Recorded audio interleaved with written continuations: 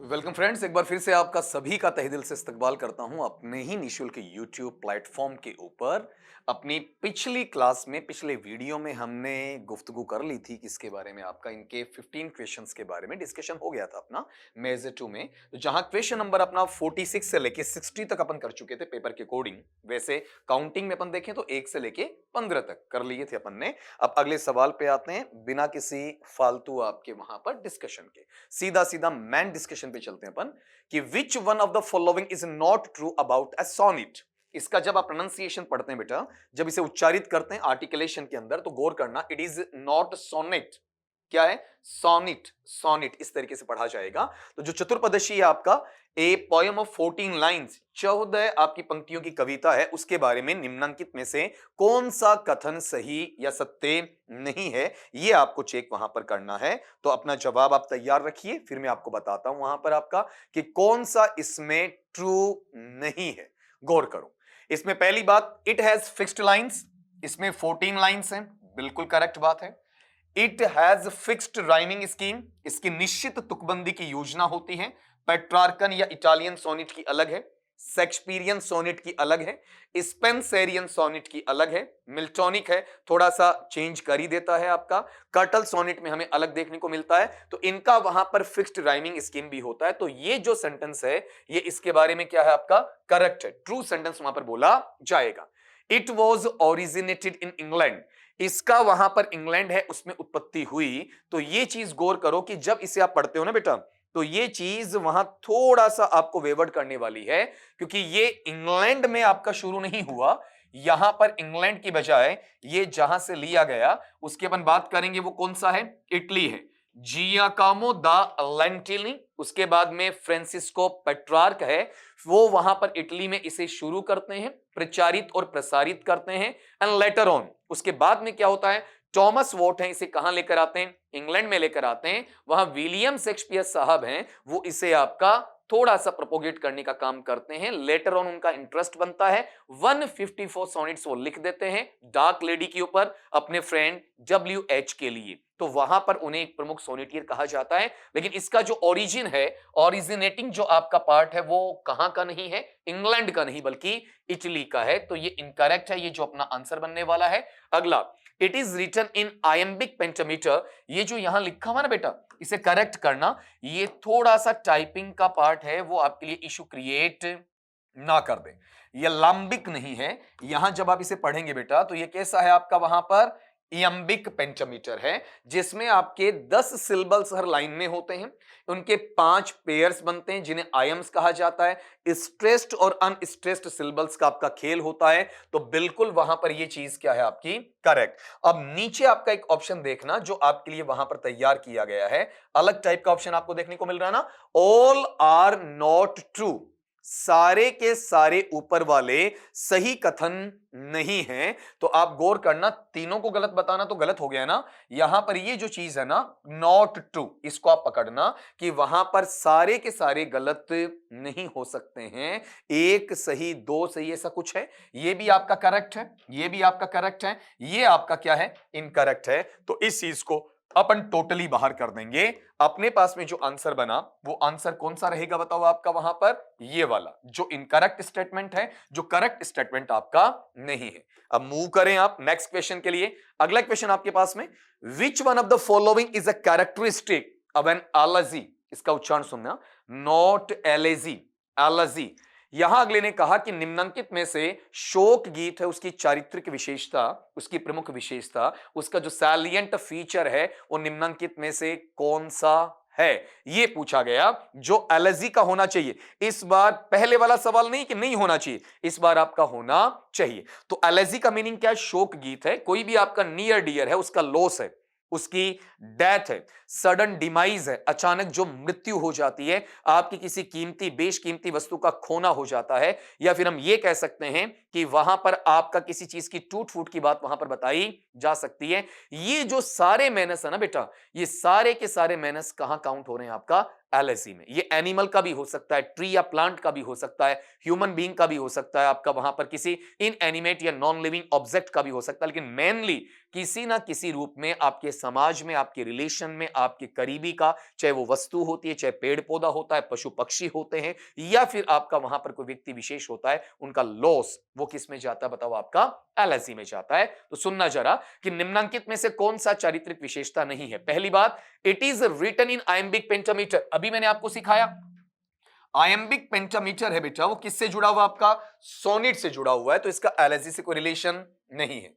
It has fixed rhyme scheme, ये fixed rhyme scheme है, वो भी यहां पर सोनिट से जुड़ा हुआ रहेगा।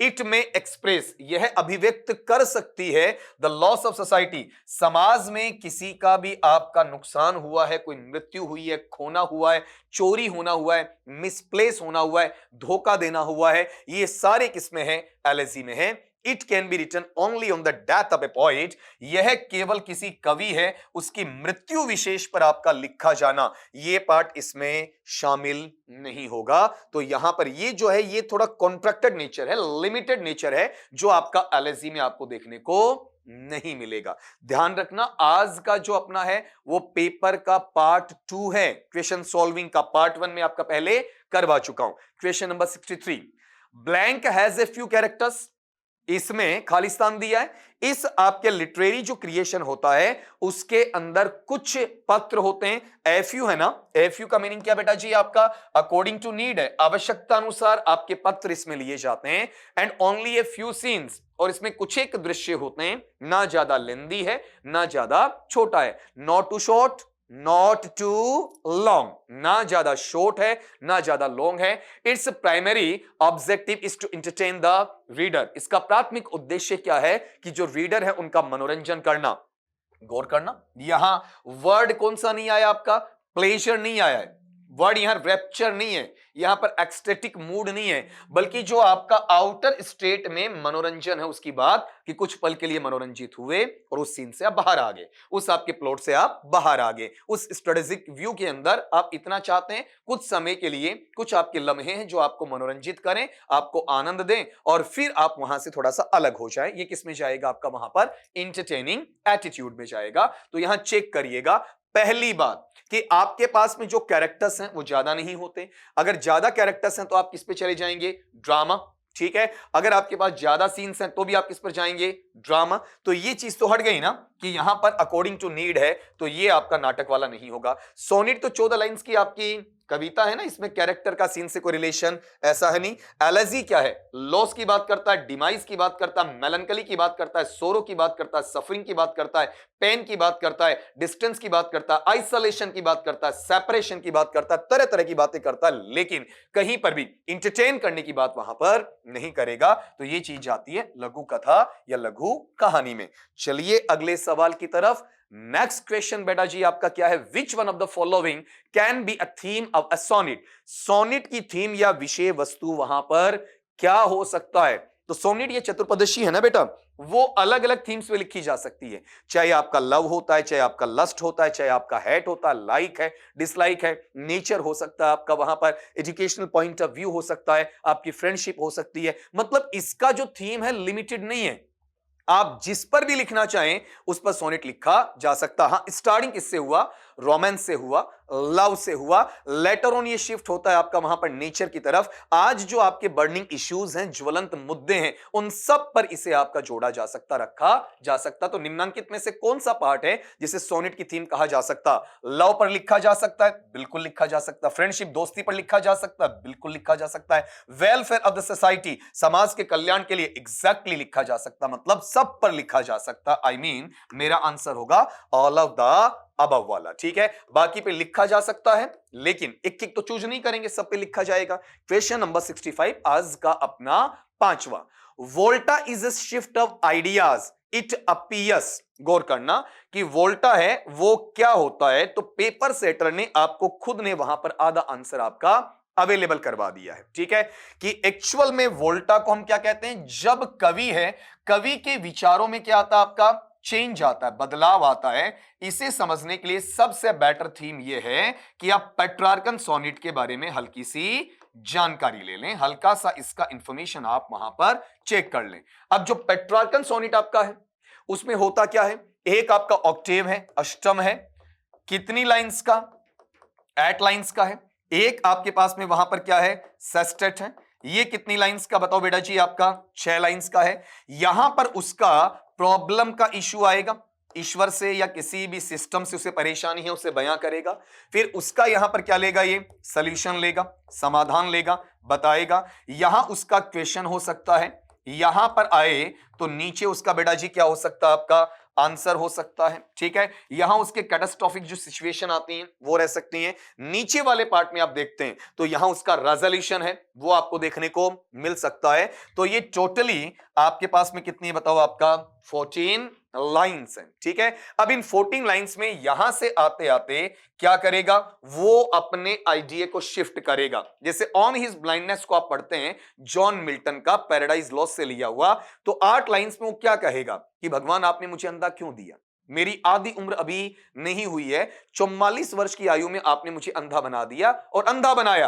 तो आपने मुझे टैलेंट क्यों दिया, टैलेंट किसका, राइटिंग पोएट्री का। अब ये तो डेड टू हाइड, आपका मृत्यु तक मेरे पास में छिपा रहेगा, टैलेंट नहीं देना चाहिए था, टैलेंट दिया तो अंधा नहीं बनाना चाहिए था। ये उसकी कंप्लेन होती है, शिकायत होती है, किससे, ऑलमाइटी से, सर्वशक्तिमान ईश्वर से होती है। लेकिन फिर ये कहता है कि बहुत सारे ऐसे लोग भी तो दुनिया में हैं, सेस्ट्रेट में आते आते क्या कहेगा, जो मेरे से भी बदतर हालात में हैं, और बहुत सारे लोग ऐसे हैं जो भगवान के आदेश की प्रतीक्षा करते रहते हैं कि कब ईश्वर मुझे आदेश दे और कब मैं क्या करूं, आपका इसको आगे की तरफ लेकर जाऊं, कब मैं इस तरीके से आपका वहां पर आगे की ओर बढ़ूं। ठीक, या फिर भगवान के आदेश की पालना करते हुए मैं इंतजार में खड़ा रहूं कि दूसरा आदेश मुझे कब मिले, जितना जल्दी मिले उतना जल्दी मैं उसको वहन करूं, उसको सहन करूं, आगे बढ़ूं और उसमें मेरी खुशी झलके, वो एक प्रतिबिंब बनना चाहिए। तो यहां उसका आइडिया शिफ्ट हो रहा है। कौन सी लाइन में आइडिया शिफ्ट हो रहा है, 8वीं और 9वीं के आसपास हो रहा है ना आपका। तो अब यहां इसके अकॉर्डिंग जो क्वेश्चन है उसको मुझे परखना है कि इसमें मैं एग्जैक्ट आंसर वहां पर कौन सा दे दूं आपका। तो ये देखना अपने पास में एट द बिगिनिंग, कहां पर, शुरुआत में 8वीं लाइन के नहीं, आइडिया शिफ्ट बेटा कहां से होगा, इसके एंड से होगा और इसके स्टार्ट से होगा। ठीक है, 8वीं लाइन है उसके आखिर में और 9वीं लाइन के शुरू में होगा। तो 8वीं लाइन के बिगिनिंग में इसे नहीं कहा जा सकता है। At the end of sestet, क्या सेस्टेट के एंड में होगा, बिल्कुल भी नहीं, एग्जैक्टली ऐसा नहीं होगा आपका। सेस्टेट के एंड का मतलब लाइन नंबर 14, 14वीं लाइन में आइडिया शिफ्ट कहां हुआ, सोनिटी खत्म हो गया बेटा। फिर कह रहा आपका at the beginning of 9th line, 9वीं लाइन के शुरू में, बिल्कुल या तो 8वीं के आखिर में होना चाहिए या फिर 9वीं के शुरू में होना चाहिए, ये इसका आंसर आएगा। एक ऑप्शन और काट दीजिए, at the beginning of a sonnet, क्या सोनेट की शुरुआत में नहीं होता है। ठीक है, सोनेट की शुरुआत में ऐसा देखने को नहीं मिलेगा कि पहली दूसरी लाइन में नहीं। लेकिन ये ध्यान रखना, वोल्टा के बारे में तरह तरह की गलत भ्रांतियां हैं, मिसकंसेप्शन बना हुआ। कुछ लोग कहते हैं पेट्रार्कन में होता है, गलत बात है। पोइट आपका शेक्सपियरियन में भी क्या करता है, वोल्टा यूज कर सकता है। ठीक है, मिल्टोनिक तो पेट्रार्कन से जुड़ा हुआ ही, स्पेंसरियन में कर सकता है, कर्टल में भी कर सकता है। तो ये जो चीज है कि हमारा क्वेश्चन जो बनता है वो क्वेश्चन किसका बनता है बेटा, आपका वहां पर पेट्रार्कन वाला। तो ठीक है, यहां पर जब मैं लिखूं ना वोल्टा, तो इसको जेनेरिक मैनर में लिखा गया है। अब आप जेनेरिक मैनर में मत लीजिएगा, इसे स्पेसिफिक मैनर में ले जाइए। और स्पेसिफिक मैनर में वोल्टा है वो किसके लिए, पेट्रार्कन में। ये मैंने आपको एक्सप्लेन करके बता दिया। तभी कहता हूं कि जो आपका पेपर लगता है मेरे से आप एक बार चर्चा जरूर कर लें, ताकि ये जो आपका तजुर्बा है, ये जो एक्सपीरियंस है, डेफिनेटली आपके वहां पर काम आने वाला रहे। ठीक है, और इस चीज को मैं अप्रिशिएट करना चाहूंगा कि आप बच्चे मुझे लंबे टाइम से जुड़कर ये कॉन्फिडेंस जनरेट करवा रहे हैं कि सर हम आपको सिलेक्शन देंगे, सर हम ये एग्जामिनेशन क्रैक करेंगे। ये मुझे पूरा आप पर भरोसा है, इसीलिए मैं आपके लिए पूरी मेहनत करना चाहता हूं। Question number 66, what is the rhyme scheme of the second quatrain in an English sonnet. जो आपका इंग्लिश सोनेट है उसके अंदर जो आपका दूसरा क्वाट्रेन है उसका राइम स्कीम वहां पर क्या होना चाहिए। तो इसको एक बार चेक कर लीजिए। अपन जैसे इंग्लिश सोनेट की बात करते हैं तो इंग्लिश सोनेट को ही दूसरे नाम से आप कह दें, क्या कहेंगे बताओ, आपका एलिजाबेथन कह देंगे। ठीक है, इसे आप तीसरे से बोलना चाहिए तो तीसरे वाले पार्ट में इसे बताओ क्या कह देंगे, आपका वहां पर इंग्लिश एलिजाबेथन है। इसके अलावा इस नेचर में आए तो सीधा सीधा आप विलियम शेक्सपियर उसका नाम ले दें। ठीक है, तो यहां पर अपने पास में ये जो टर्म बनेगा इसे क्या कह देंगे बताओ, आपका शेक्सपियरियन कह देंगे। अब ये चीजें आपके पास में आपको पता होनी चाहिए कि आप जब एक सोनेट का नाम लेते हैं तो तीनों नाम आपके जहन में होने चाहिए। यहां इनका सोनेट कैसे डिवीजन में आएगा? पहला एक आपके पास क्वाट्रेन है। क्वाट्रेन का मतलब स्टेंजा ऑफ 4 लाइंस, 4 लाइंस का हो गया। फिर दूसरा इसमें आपका एक क्वाट्रेन है, तीसरा आपका एक क्वाट्रेन है, और लास्ट में आपके पास में बेटा एक क्या है?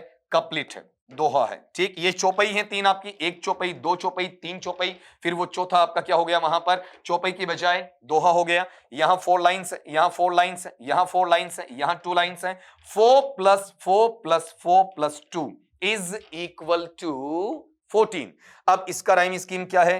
A B. यहां क्या है? C D. यहां बेटा क्या है? E F. और यहां क्या है? जी। अब सवाल चेक करना कि राइम स्कीम पूछी है किसकी? सेकंड क्वाड्रेंट की पूछी है, और किसमें? इंग्लिश सोनेट में पूछी है। तो ये रही बेटा कौन सा आपका? C D. लेकिन इस सवाल को निकालने से पहले ये तुम्हारे जहन में होना चाहिए, ये कच्चा खाका तुम्हारे पास होना चाहिए। Question number 67, which one of the following is true about drama? Drama या नाटक के बारे में निम्नांकित में से कौन सा कथन सही है, वो आपको वहां पर छांटना है। पहली बात, a drama can be a tragedy और ए कॉमेडी। क्या कहा? कि एक नाटक है वो दुखद या दुखांतिका हो सकता है, या फिर आपका हास्य रस से भरपूर और सुखांतिका या सुखद अंत वाला भी हो सकता है। बिल्कुल, नाटक आपका ट्रेजेडी भी होता है, कॉमेडी भी होता है, ट्रेजी कॉमेडी भी होता है, मेलोड्रामा भी होता है, फार्स भी आपका वहां पर देखने को मिलता है। तो ड्रामा के अलग अलग प्रकार होते हैं। तो ये चीज एग्जैक्टली होता है। तो क्या यही आंसर मान के छोड़ दूं? ना बेटा, पूरे ऑप्शंस पढ़ने चाहिए आपको। One who rights drama is called play right. एक इंसान जो क्या लिखता है? नाटक लिखता है, उसे क्या कहा जाएगा? आपका प्ले राइट, नाटककार। आपके रीट में ऐसा सवाल पूछा भी जा चुका कि ड्रामा लिखने वाला क्या होता है? ड्रामेटिस्ट। नहीं, वहां पर यह चीज गलत नहीं है, ड्रामेटिस्ट हो सकता है, लेकिन वो सवाल नहीं पूछेगा। ड्रामेटिस्ट की बजाय वो वर्ड कौन सा इस्तेमाल करता? Play right. हम क्या सोचते हैं? प्ले का मतलब नाटक है, और प्ले को लिखने वाला क्या हो जाएगा? Play writer. ऐसा बिल्कुल नहीं होगा आपका वहां पर। इसमें इसका स्पेल पढ़ना PLAYWRIGST, बिल्कुल डिफरेंट मिलेगा ना आपका। ये भी आपका करेक्ट सेंटेंस है। Drama is generally divided in multiple acts and scenes. Drama है उसमें कैरेक्टर्स ज्यादा होते हैं, सीन्स ज्यादा होते हैं, तो अलग अलग एक्ट में बांटेंगे आप, अलग अलग उनके अंक बांटेंगे, उसके बाद में अलग अलग उनके सीन्स दृश्य में बांटेंगे। जैसे विलियम शेक्सपियर के जितने भी आपके ड्रामास हैं, चाहे आप मैकबेथ की बात कर लें, जूलियस सीजर की बात कर लें, रोमियो जूलियट की बात कर लें, ट्वेल्थ नाइट की बात कर लें, या फिर आपका वहां पर एज यू लाइक इट की बात कर लें, तो उनके सबके 5-5 एक्ट्स हैं। किसी में 5 सीन है, किसी में 3 सीन है, किसी में 7 सीन है, किसी में 9 सीन्स भी आपको देखने को मिलेंगे। तो ये भी होता है। इसका मतलब ये सारी चीजें नाटक में होती हैं, तो ऑल ऑफ द अबव सारे के सारे इसमें शामिल किए जाएंगे। तो ये चीज यहां से आप हटा दीजिए। हालांकि ये होते हैं, लेकिन इन तीनों को कंबाइन करके आपने आंसर ये दिया है। Question number 68, according to which principle. अब ये प्रिंसिपल्स ऑफ टीचिंग इंग्लिश का सवाल आ गया बेटा, ढंग से देखना इसे। क्या कहा कि यहां पर एक चीज आप गौर कर रहे हैं, इसमें थोड़ा सा ऑप्शन छपने में हल्की सी क्या हुई है बेटा? आपका प्रॉब्लम हुई है। इसको अपन वहां पर डिस्कस करते हैं। क्वेश्चन नंबर आपके 68 वाले में मैं लिख दूंगा वहां पर जो छूटा है। अकॉर्डिंग टू विच प्रिंसिपल, आपका वहां पर कौन सा ऐसा सिद्धांत है, ठीक है, जो सिद्धांत वहां पर पर्टिकुलर जो कोर्स है आपका, विशिष्ट जो कोर्स है आपका, ठीक है, उसकी बात कहता है वहां पर किसके लिए? शुड बी डिजाइन, जिसे प्लान किया जाना चाहिए, जिसे निर्धारित किया जाना चाहिए, जिसे पढ़ाया जाना चाहिए, कि इसमें a particular class of students, जहां पर आपके विशिष्ट कक्षा के जो विद्यार्थी हैं उनके द्वारा इसे पढ़ाया जाना चाहिए। जब इसकी बात आपको बताई जा रही है तो कौन सा इसमें सिद्धांत लागू होता है? ठीक है, अब जैसे यहां पर एक ऑप्शन और रखा जाना चाहिए, और फिर ये क्या बनना चाहिए? आपका 5वां बनना चाहिए। मान लो अपन यहां पर एक क्या करते हैं? ऑप्शन डाल देते हैं। अपन यहां पर ऑप्शन ऐसा डालते हैं वहां पर कि प्रिंसिपल ऑफ प्रोपोर्शन, ये लो अपनी तरफ से डाल देते हैं कि जो हमें अवेलेबल है उसी के अकॉर्डिंग अपन यहां पर करेंगे। इसे 5 नंबर का मान लो, इसे आपका वहां पर मैं 4 नंबर का मान लो। ठीक है, अब यहां से एक ऑप्शन हटा है, तो इसका मतलब 1 2 ऊपर नीचे हो गया ना। अगले ने कहा कि कौन सा सिद्धांत ऐसा है जो आपके पाठ्यक्रम को इस हिसाब से तैयार करता है कि पर्टिकुलर क्लास का जो बच्चा है उसके अकॉर्डिंग वहां पर उसे पढ़ाया जाना चाहिए। तो आप सीधा सीधा गौर करना कि आप ये कहते हैं कि व्हाट टू सिलेक्ट। आप जब क्या पढ़ा रहे हैं आपका, ये जो मैनर है ये तो प्रिंसिपल कौन से में आ गया, वहां पर सिलेक्शन के अंतर्गत शामिल हो गया, ठीक है। लेकिन अगर आप क्या करते हैं, उसकी एज है, ठीक है, उसकी जो वहां पर आपकी उम्र है, उसकी जो मेंटल एबिलिटी है, उसकी जो आपकी मानसिक योग्यता है, ठीक है, अगर उसकी आप बात कर रहे हैं उसके अकॉर्डिंग या उसके लेवल के अकॉर्डिंग जब आप उस बच्चे को पढ़ाते हैं ना, तब वहां पर यह चीज आपको देखने को मिलती है। ऐसे सेंस में ये मैटर किस में जाना चाहिए, सिलेक्शन से आगे वाले पार्ट में ग्रेडेशन में जाना चाहिए, जहां पर चीजों का आप सिंप्लीफिकेशन करने का काम भी करते हैं। अब मेरे पास दो चीजें हैं, एक सिलेक्शन है एक ग्रेडेशन है, तो यहां कॉन्क्रीटनेस तो नहीं आएगा, मतलब मूर्त से अमूर्त की तरफ, ठीक है, ऐसा तो कोई पार्ट इसमें देखने को नहीं मिलेगा। पुनर्बलन की अवस्था की सकारात्मक पुनर्बलन है या फिर नकारात्मक पुनर्बलन, यह भी इसमें देखने को नहीं मिलेगा। क्वेश्चन तो मुझे अटेम्प्ट करना है। अगर इन दोनों में से मैं छांटूं प्रिंसिपल ऑफ प्रोपोर्शन और प्रिंसिपल ऑफ सिलेक्शन, तो मैं सीधा किसके नजदीक जाऊंगा, आपका प्रिंसिपल ऑफ सिलेक्शन के नजदीक जाऊंगा। लेकिन अगर मेरा मानना है कि मेरे पास में वहां पर क्या रहता है, प्रिंसिपल ऑफ ग्रेडेशन, और वो आता ही नहीं है, बल्कि ये दोनों ऑप्शन मुझे वहां पर देखने को मिलते हैं, अगर ऐसी स्थिति बनती है तो उस वक्त दोनों में से मुझे क्या छांटना चाहिए, या फिर दोनों में से वरीयता मुझे किसको देनी चाहिए। तो आप इसमें पहले यह सुन लीजिएगा कि जब आप प्रिंसिपल ऑफ ग्रेडेशन की बात करते हैं तो वो आपका सिंप्लीफिकेशन या सरलीकरण की बात करता है, और सिलेक्शन की बात करते हैं तो ये कि मुझे पढ़ाना क्या है, उस मटेरियल को आपका वहां पर शामिल करते हैं। तो जब भी आप लैंग्वेज टीचिंग में ग्रेडेशन के प्रिंसिपल की बात करें ना, तो उसके सीक्वेंस की बात भी आती है कि बच्चा है, बच्चे का वहां पर मटेरियल किस तरीके से लिया जाना, जो आपने सेलेक्ट किए हैं, ठीक है, उनके कैसे आप ग्रुपिंग करेंगे, चाहे वो सीक्वेंस में लाएं तो सीक्वेंस आपका कैसा लेकर आएंगे। तो अगर मुझे इन दोनों में से लेना है, किसमें से, आपका सिलेक्शन और ग्रेडेशन में से, तब वहां पर एक कंफ्यूजन की स्थिति बनती है। अगर वो नहीं है तब वहां पर कंफ्यूजन आपका नहीं आता है। तो जब इस चीज के अंदर आप काटें प्रोपोर्शन, अनुपात, अनुपात का तो मतलब किस अनुपात में कौन सा टॉपिक वहां पर पढ़ाया जाना चाहिए, तो इस चीज को मैं एक बार फिर से तुम्हारे लिए लिख देता हूं या फिर रिपीट कर देता हूं आपका, कि जब आप अपने स्किल्स की बात करें टीचिंग लर्निंग प्रोसेस में, एसजीपीटी वाला, ये किसके लिए है, सिलेक्शन के लिए, कि मुझे पढ़ाना क्या है। ये मेरा किसके लिए है, ग्रेडेशन, मतलब आपका वहां पर सिंप्लीफिकेशन के लिए। ये किसके लिए, आपका प्रेजेंटेशन, मतलब आपका प्रस्तुतिकरण के लिए होता है। Last but not the least क्या है, आपका टेस्टिंग, इवेल्युएशन या फिर असेसमेंट के लिए इसे काउंट किया जाता है, उसके साथ में से जोड़ा जाता है। अब यहां सवाल अगले ने यही तो कहा ना कि पर्टिकुलर कोर्स है और कैसे डिजाइन किया जाना चाहिए। जब पर्टिकुलर क्लास को आप पढ़ा रहे हैं तो आपका सिलेक्शन वहां पर इंपॉर्टेंट रहना चाहिए, ठीक है। अगली बात पे आ जाएं, question number 69, the teaching material should be graded form, ठीक है। तो गौर करो, यहां पर जो आपका सवाल आपको मिला है, इस सवाल में अगले ने क्या कहना चाहा कि शिक्षण सामग्री जो बच्चे के समक्ष प्रस्तुत की जानी है उसको ग्रेड करने का काम किस तरीके से किया जाना चाहिए। सुनना आपका, यहां जो लिखा हुआ है कि teaching material should be graded, ठीक है, और ग्रेडेड यहां पर कैसे, इन द फॉर्म, इस रूप में। ये सवाल की लैंग्वेज थोड़ा सा ठीक कर लेना, सीधा फॉर्म मत लगाना आपका, इन द फॉर्म आओ। फॉर्म किसका वहां पर, इजी टू कॉन्क्रीट, इजी का मतलब सरल है, आसान है, कॉन्क्रीट का मतलब मूर्त, तो ये मैक्सिम ही गलत है बेटा। मैक्सिम क्या होती है, या तो ऐसा बनना चाहिए कॉन्क्रीट टू एब्स्ट्रैक्ट, या फिर आपकी मैक्सिम क्या बनना चाहिए वहां पर, एब्स्ट्रैक्ट टू कॉन्क्रीट, इस तरीके से बनेगा। दोनों में से वहां पर एक टर्म है, उसको देखने के लिए आना चाहिए। अगली बात यहां पर कॉम्प्लेक्स टू एब्स्ट्रैक्ट मिक्स कर दिया ना, ये होता है इजी टू कॉम्प्लेक्स या कॉम्प्लेक्स टू इजी, या फिर एब्स्ट्रैक्ट टू कॉन्क्रीट या कॉन्क्रीट टू इजी, तो ये चीज तो वहां पर नहीं जाएगी ना। अगले पार्ट पे आओ, इजी टू कॉम्प्लेक्स, बिल्कुल सरल से जटिल की तरफ हमें जाना होता है जब बच्चे को सिखाना होता है। जो पहले से उसके पास में प्रायर इंफॉर्मेशन है उसे आप रिकॉल करें, उसे आप याद करवाएं, तत्पश्चात आप क्या करें, उसे आगे की तरफ ले जाएं। फिर अगला जो सेक्शन है अननोन टू नॉन, अज्ञात से ज्ञात की तरफ नहीं बेटा, ये होना चाहिए नॉन टू अननोन, ज्ञात से अज्ञात की तरफ होना चाहिए। तो इसमें अगर क्वेश्चन भी नहीं होता ना तो भी आप आंसर दे सकते थे, ये प्रॉपर वे में यही लिखा हुआ है, कौन सा, इजी टू कॉम्प्लेक्स। चलिए अगले सवाल पे, English in India today needs to be taught as, Bharat में आज के दिन अंग्रेजी को पढ़ाई जाने की आवश्यकता है। किस तरीके से वहां पर आपका गौर करना, लाइब्रेरी लैंग्वेज, क्या पुस्तकालय की भाषा बना दो? क्यों भाई, इसे डमी लैंग्वेज क्यों बनाना चाहते हो?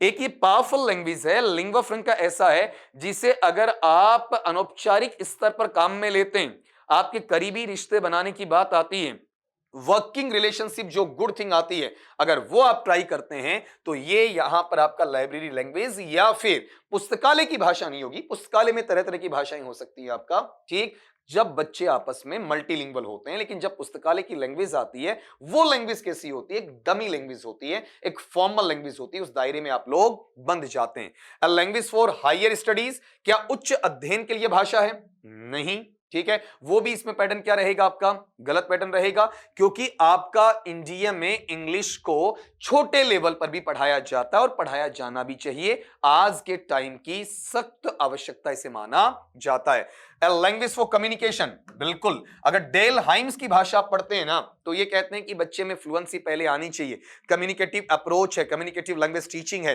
वो रहना चाहिए। तो कम्युनिकेशन या संप्रेषण वो भी कौन सा? वेल डायरेक्टेड होता है, उस भाषा के साथ में उसे जोड़ा जाना चाहिए। फिर नेक्स्ट थिंग यहां पर रहेगी, a language to be used while travelling abroad, जब आप वहां पर अब्रोड या विदेश के लिए यात्रा कर रहे होते हैं, उस वक्त उस भाषा को काम में लिया जाना, डेफिनेटली ऐसा वहां पर रहना चाहिए। तो a language to be used while travelling abroad, अगर आप कहते हैं कि विदेश जा रहे हैं, उस वक्त यात्रा कर रहे हैं, तो भाषा काम में हां ली जानी है, लेकिन यहां उसको इस अंदाज में पढ़ाने की आवश्यकता थोड़ी है कि कोई बंदा विदेश जाएगा तभी उसे अंग्रेजी पढ़ाएं, अदरवाइज नहीं पढ़ाएं। ये तो गलत बात है आपका। आप चाहें तो यहां रहें, पूरी जिंदगी ताउम्र अपना सारी की सारी जिंदगी यही बिता दें, तो भी इंग्लिश आपके काम तो आएगी। अगले सवाल पे question number 71, a language learner max errors because, एक अधिगम करता है, वो क्या करता है? एरर्स करता है। एरर्स का मतलब आपका त्रुटियां करता है, वहां पर गलतियां करता है। क्यों करता वो गलतियां आपका? उसको चेक करना वहां पर। The learner has acquired only partial knowledge of the language, अधिगम करता है, उसके पास में आंशिक ज्ञान आपको देखने को मिलता है। अगले ने क्या कहा आपका वहां पर कि ओनली पार्शियल नॉलेज, केवल आपका आंशिक ज्ञान उसके पास में हो, हल्का फुल्का होता है, पूरा परफेक्ट नहीं होता है। तो इंग्लिश में प्रोवर्ब है क्या? A little knowledge is a dangerous thing, अध जल गगरी छलकत जाए, आधा अधूरा होगा तो गलतियां डेफिनेटली करेगा, बिल्कुल ये इससे जुड़ा हुआ है। लेकिन क्या हम बाकी तीन ऑप्शन को काट पाएंगे? वो जरा चेक कर लीजिए आप। दूसरे में क्या लिखा? The learner has acquired complete knowledge of the language, learner के पास में भाषा का ज्ञान पूरा है जिसे उसने अर्जित कर रखा है, तो वो गलती क्यों करेगा? उसे पूरा आता तो गलती करने के चांसेस है ही नहीं ना। The learner enjoys making errors, क्या बेहूदगी है कि एक लर्नर है, वो गलतियां करता, उसमें उसे आनंद आता है। गलतियां करने में आनंद नहीं आएगा, किसी को नहीं आता है। The teacher encourages a learner to make errors, जो टीचर है वो वहां पर त्रुटियां करने के लिए बच्चे को उत्साहित करता है, कतई नहीं करेगा बेटा जी, ठीक है। तो इसमें लर्नर गलतियां तब करेगा जब उसके पास में आधा अधूरा ज्ञान होता है। चलिए नेक्स्ट क्वेश्चन पे, विच one of the following is the goal of communicative language teaching, in the other words I can say CLT। CLT है, CLT के अंदर कौन सा कथन ऐसा है जो उसका गोल, लक्ष्य, एम, ऑब्जेक्टिव बन सकता है, उसे पढ़ाने के पीछे का मकसद हो सकता है। बेटा ये जो लिखा है ना कम्युनिकेटिव लैंग्वेज टीचिंग, इसे जनरली तुम इस नाम से पढ़ते हो, किससे? CLT के नाम से, जो तुम्हारे सिलेबस में लगा हुआ है ना, आपका सब में है, आपका L1 L2 में, उनकी पात्रता में, उनके मेंस में है, L2 मेंस इंग्लिश में है, ग्रेड 2 इंग्लिश के अंदर भी आपका लगा हुआ है। एप्रोप्रिएटनेस ऑफ लैंग्वेज यूज, भाषा के प्रयोग में जो उपयुक्तता है, सूटेबिलिटी है, बिल्कुल होती है। इफेक्टिवनेस ऑफ कम्युनिकेशन, आपका जो संप्रेषण है, संप्रेषण की जो प्रभावशीलता है, बिल्कुल संप्रेषण पॉजिटिव होना चाहिए, संप्रेषण इनहांसिंग होना चाहिए, इंक्रीजिंग एटीट्यूड में होना चाहिए। Fluency in speaking the target language, जो टारगेट लैंग्वेज या इंग्लिश है, सेकंड लैंग्वेज है, उसको बोलते वक्त धारा प्रवाहिता आनी चाहिए, आप अटक अटक कर नहीं बोल सकते हैं, ठीक है। तो ये सारी चीजें, मतलब all of the above, CLT में सारी चीजें देखने को मिलती हैं। मैं एग्जांपल आपको देकर बताऊं कि जब भी लैंग्वेज को यूज करें, एप्ट एंड एप्रोप्रिएट होना चाहिए, बिल्कुल कंटेक्चुअल होना चाहिए, रेफरेंशियल होना चाहिए, यूजफुल होना चाहिए, टारगेटेड होना चाहिए। फिर इफेक्टिवनेस ऑफ कम्युनिकेशन, जब आप बोल रहे हैं ना, तो सामने वाला तसल्ली से सुने, आपके शब्द वजनी होने चाहिए, प्रभावी होने चाहिए। Fluency in speaking the target language, आपका जो टारगेट लैंग्वेज है उसके अंदर आपकी बोलने की धारा प्रवाहिता, मतलब आप रुककर ना बोलें, हिंड्रेंस ना आए, बैरियर्स या ऑब्स्टेकल्स नहीं आने चाहिए, स्टैमरिंग एटीट्यूड वहां पर होना नहीं चाहिए। अगले पार्ट पे question number 73, Which one of the following is an important element in communicative language teaching? थोड़ा सोचकर इसका जवाब देने की आपको आवश्यकता होती है। अगले ने क्या कहा कि निम्नलिखित के अंदर से कौन सा ऐसा कथन है जो महत्वपूर्ण आपका एलिमेंट बनता है, महत्वपूर्ण आपका वहां पर तत्व बनता है, घटक बनता है सीएलटी के नजरिए के अंदर। देखिए और बताइए मुझे।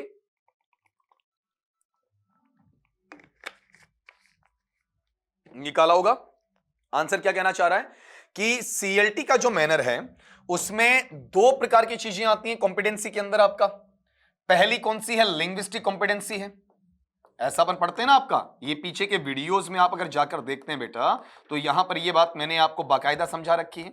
लिंग्विस्टिक कॉम्पिटेंसी है, इसका मतलब किससे लिया जाता है? आपका एक्यूरेसी से लिया जाता है, शुद्धता से लिया जाता है। और ये जो मैनर हमें दिया किसने दिया? आपका नॉर्म चॉमस्की भाई साहब ने दे दिया। ठीक है। दूसरी बात पे अगर मैं आऊंगा तो ये जो मैनर मेरे पास में वो किसका है? सीसी का है। सीसी की अगर मैं बात करता हूं तो बताओ ये किस में जाना चाहिए? बोलो आपका वहां पर कम्युनिकेटिव कॉम्पिटेंस में जाना चाहिए आपका। और जब आप कम्युनिकेटिव कॉम्पिटेंस है अगर इसकी बात आप वहां पर करना चाहते हैं तो ये जो मैनर है बताओ ये किसका दिया हुआ? आपका वहां पर डेल हाइम्स का दिया हुआ है। ठीक है। अब अगला क्या चाहता है? The structure of the language. तो यहां पर तो स्ट्रक्चर है, एक्यूरेसी की है, लेकिन इसको दूसरी प्राथमिकता में रखा जाता है और इसको वहां पर पहली प्राथमिकता में आपका रखा जाता है। ये एक्यूरेसी देता है और ये वाला हिस्सा बेटा किसको बताता है? आपका फ्लुएंसी को बताता है, आपकी धारा प्रवाहिता को वहां पर बताता है। तो इसमें स्ट्रक्चर ऑफ द लैंग्वेज है, एक्यूरेसी आती तो है लेकिन वो लेटर ऑन आती है, पहले वहां पर नहीं आती है। फिर अगला द फ्लुएंसी इन रीडिंग। नहीं नहीं, धारा प्रवाहिता है लेकिन रीडिंग में नहीं है, वाचन में नहीं है, बल्कि कम्युनिकेशन में होना चाहिए। तो ये वर्ड यहां पर इनकरेक्ट हो गया। फिर अगले पार्ट पे आ जाइए आपका करेक्टनेस ऑफ ग्रामर। व्याकरण है, व्याकरण में शुद्धता चाहिए, तो व्याकरण की शुद्धता है ना वो एक्यूरेसी के मैनर के अंदर नॉर्म चॉम्स्की वाला लिंग्विस्टिक कॉम्पिटेंसी है, लेकिन सेकेंडरी है, प्राइमरीली नहीं है। नेक्स्ट थिंग वहां पर meaning of the spoken phrases और सेंटेंसेस। आपके पास में जो भी सेंटेंसेस आपने यूज किए हैं, जो फ्रेजेस आपने यूज की हैं, किसके लिए? वहां पर कम्युनिकेशन के लिए या फिर आपका संप्रेषण के लिए। अगर इसको आपने काम में लिया है तो उसका जो मीनिंग है, तभी तो कहा गया है ना अर्थ के लिए कि ये मीनिंग क्या होता है? सीएलटी में पैरामाउंट होता है। सीएलटी में आपका फॉर्म पैरामाउंट नहीं होता है, ये फॉर्म को रिलेट करता है, ये फॉर्म को रिलेट करता है। ये फंक्शन तो है कौन सा? फ्लुएंसी, लेकिन फंक्शन रीडिंग में नहीं बल्कि कम्युनिकेशन में, आइडियाज के एक्सचेंज होने में होता है। तो यहां जो अपना आंसर है वो कौन सा? क्वेश्चन नंबर वहां 73 का फोर्थ है। अगला लीजिएगा। The major weakness of the communicative language teaching CLT is, CLT का जो मेजर वीकनेस है आपका वहां पर कमी है वो क्या वहां देखने को मिलती है? वन बाय वन देखना। Pair and group work. अगर बच्चों को आप जोड़े में, युग में, दो दो के वहां पर पेस बना देते हैं, समूह में डाल देते हैं और उनसे कोई टास्क देते हैं, टास्क बेस्ड जो आपका वहां पर एक्टिविटी होती है टीबीए, उससे आप निर्मित करवाते हैं किसको? लर्नर्स को, ताकि उनमें क्या आ जाए? आपका कॉन्फिडेंस आ जाए और लर्नर वहां पर क्या रहते हैं? आपका इंटरेस्टिंग रहते हैं, रुचि लेने वाले रहते हैं। बिल्कुल ऐसा वहां पर होता है। तो ये तो इसका वीकनेस नहीं है बेटा, ये इसका क्या वहां पर आपका स्ट्रेंथ बोला जाएगा। Learners acquire fluency and accuracy. सबसे पहले लर्नर्स हैं अधिगम करता, अर्जित करते हैं किसको? धारा प्रवाहिता को। और उसके बाद में वो किसको प्राप्त करते हैं? आपका एक्यूरेसी को, मतलब आपकी वहां पर शुद्धता को। बिल्कुल ये भी होता है, तो ये भी इसकी वीकनेस नहीं है बेटा, ये भी वहां पर इसका क्या है? स्ट्रेंथ काउंट किया जाएगा। फिर learners get sufficient opportunities to practise language through task. हमारे जो लर्नर्स होते हैं वो पर्याप्त तौर पर ऐसा मौका प्राप्त करते हैं ताकि उन्हें प्रैक्टिस मिले, उन्हें अभ्यास करने का मौका मिले उस लैंग्वेज का। किसके माध्यम से? आपका टास्क के माध्यम से। जैसे मैंने अभी बोला ना आपका टीबीए, टीबीए का मतलब क्या है? Task based activity. आपको वहां पर कोई भी टास्क दिया गया और उसके आधार पर आपसे अगले ने कोई क्रियाविधि करवा ली, कोई गतिविधि वहां पर आपकी करवा ली, उसे अपन बात करेंगे, वो किस में जाएगा, टीबीए में चला जाएगा। तो ये तीनों काम होते हैं। आपको बच्चे को प्रैक्टिकली अपॉर्चुनिटीज देकर उसे प्रैक्टिस करवानी है, बिल्कुल आप करवाएंगे। ये भी आपकी क्या मानी जाएगी, वहां पर स्ट्रेंथ मानी जाएगी। ऊपर से फिर पढ़ देता हूं, पेयर वर्क करवा लें, ग्रुप वर्क करवा लें, बच्चा इंटरेस्ट लेता है, उसका कॉन्फिडेंस बिल्ड होता है, बिल्कुल होता है। लर्नर को फ्लुएंसी चाहिए, बाद में एक्यूरेसी बिल्कुल चाहिए। लर्नर्स को वहां पर अपॉर्चुनिटीज मिलती हैं ताकि वो प्रैक्टिस करता है और टास्क के माध्यम से करता है। तो ये तीनों इसके अंदर इसके स्ट्रेंथ हैं। तो अपना आंसर डेफिनेटली ये होना है। पढ़िए कैसा, टीचर्स इन्वॉल्वमेंट, अध्यापक है, अध्यापक की जो भागीदारी है, अध्यापक की जो एक्टिविटी है अध्यापन में या शिक्षण में, वो काफी कम होती है, क्योंकि ये लर्नर बेस्ड है। इसमें टीचर केवल फैसिलिटेटर होगा, केवल आपका गाइड होगा, केवल आपका काउंसलर होगा, क्लास का मैनेजर होगा, या फिर क्लास के लिए वहां पर बढ़िया तरीके से फैसिलिटीज को अवेलेबल करवाने वाला एक बाहर डमी टाइप का नेचर रखने वाला बंदा होगा। फुल्ली एक्टिवेट नहीं होगा। फुल्ली एक्टिवेट इसमें कौन रहेंगे, स्टूडेंट्स रहेंगे। स्टूडेंट्स की एक्टिविटी ज्यादा होती है और लर्नर की एक्टिविटी बेटा वहां पर कम होती है। तो ये बाकी चीजें कट जाएंगी। ये इसका वीकनेस है कि टीचर को जितना महत्व मिलना चाहिए वो नहीं मिलता है। टीचर का महत्व काफी कम होता है। बच्चे 90% इसमें प्रभावी होते हैं और टीचर वहां पर केवल 10% यहां पर प्रभावी होता है। क्वेश्चन नंबर 75 वाला देख लीजिएगा। Which one of the following is not true of communicative language teaching? CLT है, CLT के अंदर से कौन सी बात ऐसी है जिसे आप वहां पर सही नहीं कहेंगे? 3 कथन ऐसे हैं जो CLT के पक्ष में है और एक कथन बेटा ऐसा है जो CLT के पक्ष में नहीं है। इसे पढ़ के देखना जरा। अगले ने क्या बोला कि निम्नांकित में से कौन सा कथन जो आपका सच नहीं है, सही नहीं है CLT या कम्युनिकेटिव लैंग्वेज टीचिंग में? तो पहला पढ़ना, the most important goal of CLT, CLT का सबसे महत्वपूर्ण जो लक्ष्य है, इज टू इनेबल, वो सक्षम बनाना है, वो योग्य बनाना है किसको, लर्नर्स को, ताकि वो क्या कर सकें, आपका कम्युनिकेट कर सकें। और किस में कम्युनिकेट कर सकें, आपका टारगेट लैंग्वेज में कम्युनिकेट कर सकें, या फिर आपका इस भाषा के अंदर संप्रेषित करने का काम कर सकें। बेशक ऐसा वहां पर होता है, ये चीज इसमें क्या है, ट्रू है, सत्य है आपकी, नॉट ट्रू नहीं है। अगला, this approach uses a text book to teach English language. ये थोड़ा ध्यान देना। अगले ने क्या कहा वहां पर, आपका निम्नांकित में से कौन सा कथन है वो सही नहीं है, ऐसा आपसे पूछा हुआ है। तो इसमें अगर आप चेक करते हैं बेटा तो आपको यह पता चलेगा कि इस मैनर विशेष के अंदर अपने पास में टेक्स्ट बुक कभी काम नहीं आती है। CLT कभी काम नहीं आती, किसमें, CLT में। बाकी ट्रांसलेशन कम ग्रामर मेथड या ग्रामर ट्रांसलेशन मेथड उसी का नाम है आपका, या फिर बाइलिंगुअल है, या फिर आपका वहां पर डायरेक्ट या डायरेक्ट मेथड है, उनमें टेक्स्ट बुक काम में ली जा सकती है। लेकिन यहां पर टेक्स्ट बुक के लिए कोई जगह नहीं होती है। इस अप्रोच मतलब CLT के अंदर क्या टेक्स्ट बुक पढ़ाई जाती है, पढ़ाई जाती है, लेकिन क्लास में मंगवाई नहीं जाती है, उसे यूज नहीं किया जाता है। तो इंग्लिश लैंग्वेज है, उसमें वहां पर टेक्स्ट बुक के साथ में टीचर क्लासरूम में आपको अवेलेबल नहीं होगा।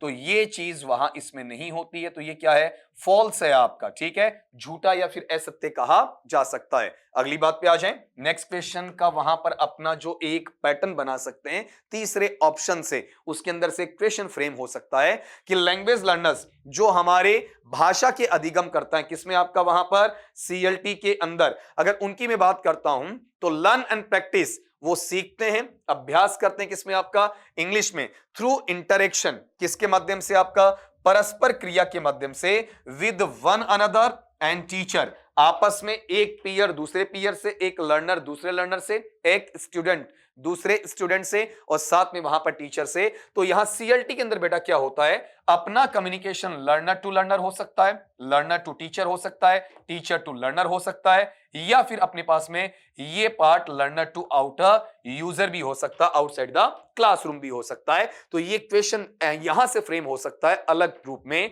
कि यहां कम्युनिकेशन किस किस के बीच में हो सकता है, 4 रूपों में हो सकता है, 4 डायरेक्शन में हो सकता है। अधिगमकर्ता का दूसरे अधिगमकर्ता से, या अधिगमकर्ता से अध्यापक का, या अध्यापक से अधिगमकर्ता का, या फिर अधिगमकर्ता का वहां पर अन्य उपयोगकर्ता से हो सकता है। तो ये बात भी बिल्कुल क्या है, सही है, ये ट्रू में चला जाएगा। और फिर चौथा, learners talk about personal experiences. जितने भी क्लासरूम में बच्चे होते हैं वो बात करते हैं किसके बारे में, व्यक्तिगत अनुभवों के बारे में, व्यक्तिगत तजुर्बों के बारे में, और किसके साथ में, पीएस। पीएस का मतलब जो समवयस्क हैं या हम उम्र हैं, और जो टीचर्स होते हैं उन्हें क्या करते हैं, टॉपिक पढ़ाते हैं, जो वहां पर इंकरेजित, उत्साहित करते हैं किसको, वहां पर भाषा के कौशलों को करते हैं। और ये चीजें संबंधित हैं किसके साथ में, विभिन्न प्रकार की स्थितियों के साथ में जुड़ी हुई, बाकायदा जुड़ी हुई हैं। ये भी क्या है आपका, ट्रू है। तो हमें तो यहां पर फॉल्स छांटना है ना, तो ये आपका ट्रू है।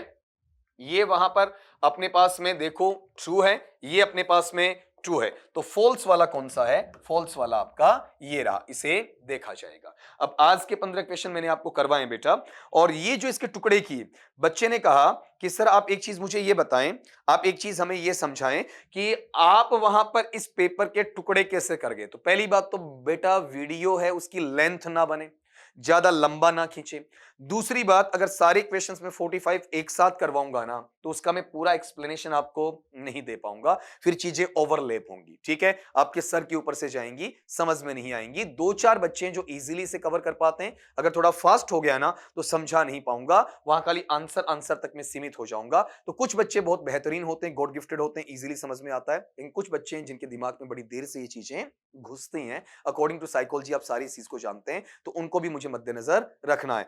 बार बार एक क्वेश्चन पूछा जा रहा है, सर फोनेटिक का वीडियो डेफिनेटली होगा, ठीक है सर, वहां पर आपके लिटरेटम का दूसरा वीडियो और भी आएगा, पक्का आएगा। ग्रामेटिकल नोशन का वीडियो पक्का आएगा बेटा, कुछ वोकेबलरी के वीडियोस भी आएंगे। आज अगर आप गौर कर रहे हो तो आज तारीख कितनी है बेटा आपका, जैन, जैन के अंदर भी अपन 31 में है ना, ठीक है। तो आप बताओ 30-31 जनवरी का काम हुआ है अभी, ठीक है। तो वहां पर अपने पास में अभी भी 25 दिन है, अगर जरूरत पड़ी तो दिन में 2-2 वीडियोस में आपको वहां पर प्रोवाइड करवाऊंगा। ये आप मेरे ऊपर छोड़िए, अगर मुझे लगा ना लास्ट के 5 या 7 दिन में कि बेटा जी टाइम क्या है आपका काफी कम रहा है और मैटर ज्यादा है, तो मैं उसमें वीडियो की लेंथ है ना वो नहीं बढ़ाऊंगा, वीडियो 2 कर देंगे, एक मॉर्निंग में और एक आपका इवनिंग में आपका, ताकि आप आराम से वहां पर देख पाए। तो ये आप सारा मुझ पर छोड़िए, बतौर सीएलटी का जो फैसिलिटेटर होता है वहीं आपका ये बड़ा भाई वहां पर काम कर रहा है। तो आज अपन ने इसी पेपर का जो आपका वहां पर मेजर 2 के नाम से है, और मैं यहां लिख देता हूं बेटा, ये अपने आप में के साइज का पार्ट 2 का है, ठीक है। अभी जो आपने पहले पढ़ रखा है कल वाला वो क्या पार्ट 1, तो एक पार्ट इसका और बचा है जिसमें डेफिनेटली आपको कल 15 क्वेश्चंस में और देने वाला हूं। मेरी उम्मीद यह है कि आपको किसी प्रकार से कोई परेशानी नहीं हो रही है, इजीली आप समझ पा रहे हैं। रिस्पोंड जरूर करें, आपके जो कमेंट्स आते हैं वो मुझे बताते हैं कि आप कितना समझे, ठीक है। आपके लाइक्स मुझे बताते हैं कि आपको ये वीडियो अच्छा लगा कि नहीं लगा।